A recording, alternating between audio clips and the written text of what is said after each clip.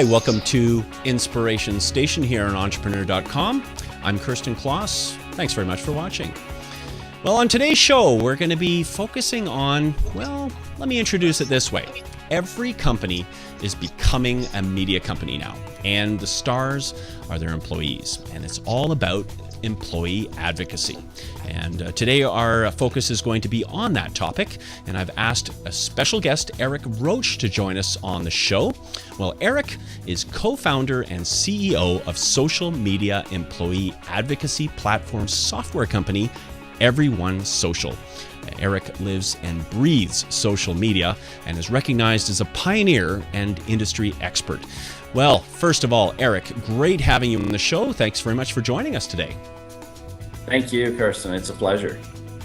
So, first of all, let's focus on this very basic question.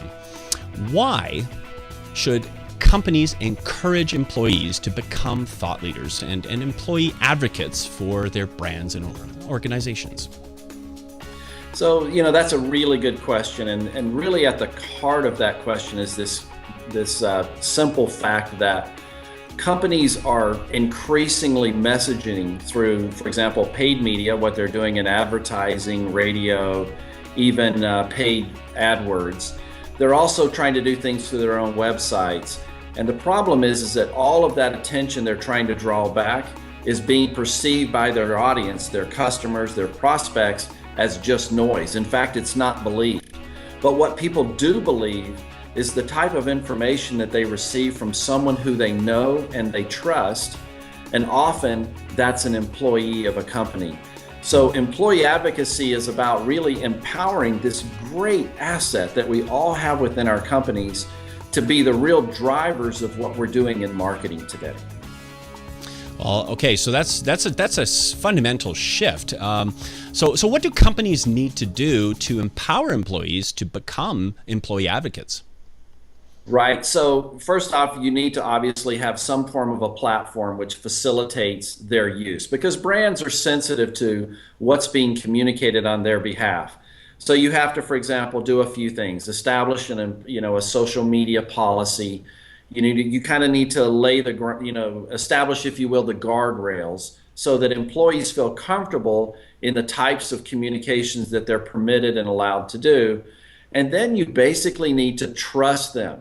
They are your greatest resource. Just get out of the way and let them communicate. So, for example, a platform like EveryoneSocial, what it does is it allows a brand to be able to promote a type of message that they'd love to be shared by their employee base out to all of their connections. But at the same time, it's about creating an authentic voice on behalf of that employee. So for every, say, 10 messages they may send, maybe only 1 or 2 is going to be something brand related, and the rest is what makes us human. It's that human to human communication.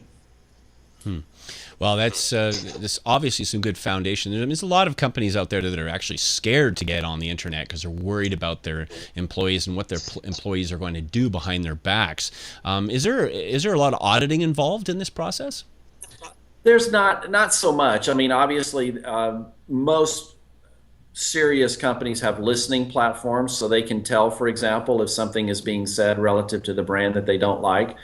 But ultimately, what employers have to realize is that no matter what you do inside your company, your employees are already on social media, right? I mean, you're kidding yourself if you think they're not already communicating. So you might as well jump on and allow them to be able to share the kind of things that's meaningful for them in terms of promoting themselves as a thought expert or a leader in their space, and at the same time benefiting from that great swell in terms of building your own brand. Fantastic. That totally makes sense. Eric, I always like to ask this question because this is an entrepreneur show for our fellow entrepreneurs. If you could offer one piece of advice related to the industry you're in or other experiences you've had in the past in business, what would that piece of advice be to an entrepreneur? I would suggest it be about teams. I have a kind of a core saying that I have believed from day one, and that's that A leaders build A teams. So don't try to circle yourselves with a duplicate copy of you, Find people in specific skill sets who you consider to be far better than you, empower them, and get out of the way. And so if you can really do that, think of yourself almost like a basketball coach, right? I mean, you've got the best 5 players on the court. And at some point, you always have to be thinking in terms of, am I an A-team organization? And by doing that, you'll always have amazing people. And those amazing people will seek autonomy. They'll seek growth. They'll seek the type of things that will truly allow your company to grow and scale and become world class. Great. Thanks very much for that piece of advice. Well, Eric, great having you on the show, and we'll get you on again real soon. Share more of your experiences about the whole world of social media. Thanks for joining us. Thank you. Pleasure. We've been speaking with Eric Roach. The website, if you'd like to go check that out, is EveryoneSocial.com. So go check that out. You're watching Inspiration Station on Entrepreneur.com. I'm Kirsten Kloss. Thanks again for watching. Bye for now.